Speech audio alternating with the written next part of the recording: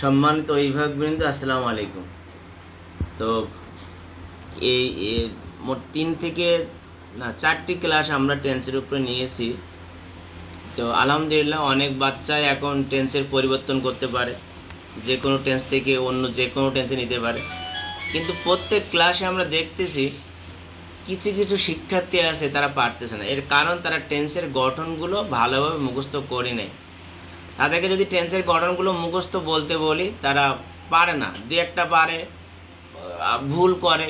আবার কেউ কেউ আছে সবগুলো পারে কিন্তু সিরিয়ালি বলতে পারে, এলোমেলোভাবে জিজ্ঞাসা করলে পারে না।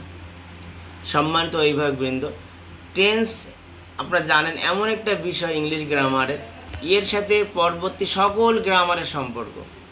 টেন্সে যদি কারোর 1% দুর্বলতা থাকে, সে পরবর্তীতে প্রত্যেকটি গ্রামার আইটেমে 40% 50% প্রবলেম ফেস করবে। এই জন্য আপনাদের সহযোগিতা প্রয়োজন। আপনারা 3টা ধাপ মেনটেন করবেন। এটা কলম দেন তো। আপনারা 3টা ধাপ মেনটেন করবেন এই বাসাতে, বাচ্চা যাতে টেন্সটা ভালোভাবে শিখতে পারে।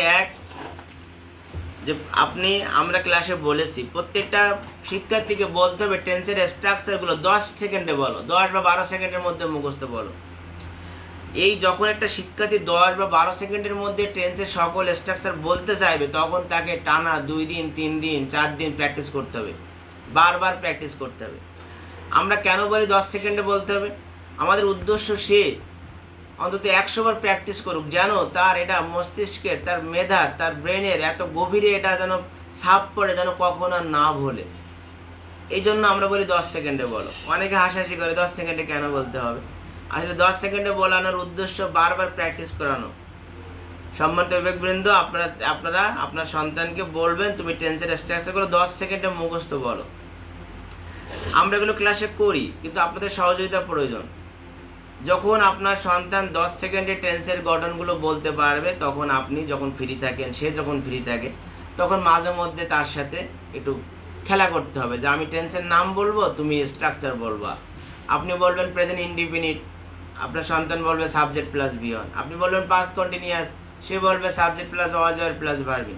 এটা খুব দ্রুত বলতে হবে, যেন বাচ্চা এরকম না বলে যে মা পাস্ট কন্টিনিউয়াস সাবজেক্ট প্লাস, না, এরকম না। আপনি বলবেন পাস্ট কন্টিনিউয়াস, সে খুব দ্রুত বলবে subject plus was were plus verbing. Third stage হচ্ছে আপনি টেন্সের নাম বলবেন, আপনার সন্তান একটা সেন্টেন্স বলবে। আপনি বলবেন পাস্ট ইনডিফিনিট, সে বলবে আই প্লেড ফুটবল। আপনি বলবেন পাস্ট কন্টিনিউয়াস, সে বলবে I was playing football. Finally আমাদের শিটের যে এক্সারসাইজগুলো করতে হবে, যখন এই 4টা ধাপে যখন একটা বাচ্চা টেন্স শেষ করবে, তখন বুঝতে হবে আসলে সে টেন্স পারে। শুধু স্ট্রাকচারগুলো কোনো রকমে আদো বললো, একটু ভুল বললো, সঠিক বললো, আর টেন্স শেষ হয়ে গেল। এভাবে টেন্স শেষ করলে আপনার বাচ্চাকে কিন্তু যখন 7 উঠবে, আবার ইংরেজি পড়তে হবে, প্রাইভেট পড়তে হবে। আমি ভীষণ অবাক হয়ে যাই, এই অ্যাফার্মেটিভ, নেগেটিভ, এই ভয়েস সেন্স, ডিগ্রি, হ্যাঁ, এগুলো আমাদের 7-এ উঠে যে বাচ্চারা, তারাও দেখি আবার কোনো না কোনো স্যারের কাছে ইংরেজি প্রাইভেট পড়তে যায়। কেন? ভয়েস সেন্স শেখে। 7-এর বাচ্চারা ইংরেজি গ্রামার কেন পড়বে? 7-এর বাচ্চা তো নিউজ পেপার পড়বে, তারা ইংরেজি গল্প পড়বে, ইংরেজি বই পড়বে, তারা ইংলিশ মুভি দেখবে, তারা তখন সেকেন্ডারি লেভেলে চিন্তা করবে, তারা তাদের প্রোনাউন্সিয়েশন নিয়ে চিন্তা করবে। কিন্তু 7 ওঠার পরেও গ্রামার নিয়ে কেন চিন্তা করতে হয়? কারণ ওরা ওই যে 6 যখন পড়েছিল, আমরা টেন্সটা সঠিকভাবে সম্পন্ন করতে পারি নাই। হয়তো গঠনগুলো, স্ট্রাকচারগুলো বলতে পারছে, আমরা মনে করছি টেন্স পারে না। সম্মানিত অভিভাবকবৃন্দ, আমি যে 4টা স্টেজের কথা বললাম, যে 10 সেকেন্ডে স্ট্রাকচারগুলো মুখস্থ বলবে। 2, আপনি এলোমেলোভাবে টেন্সের নাম বলবেন, সে স্ট্রাকচার বলতে পারবে। 3, আপনি এলোমেলোভাবে টেন্সের নাম বলবেন, সে বাক্য বলতে পারবে। 4, আমাদের জানুয়ারি শিটের টেন্সের এক্সারসাইজগুলো বলতে পারবে বা করতে পারবে। তখন বুঝবো বাচ্চারা টেন্স পারে। আপনারা সহযোগিতা করবেন। সবার সুস্থতা কামনা করছি। আসসালামু আলাইকুম।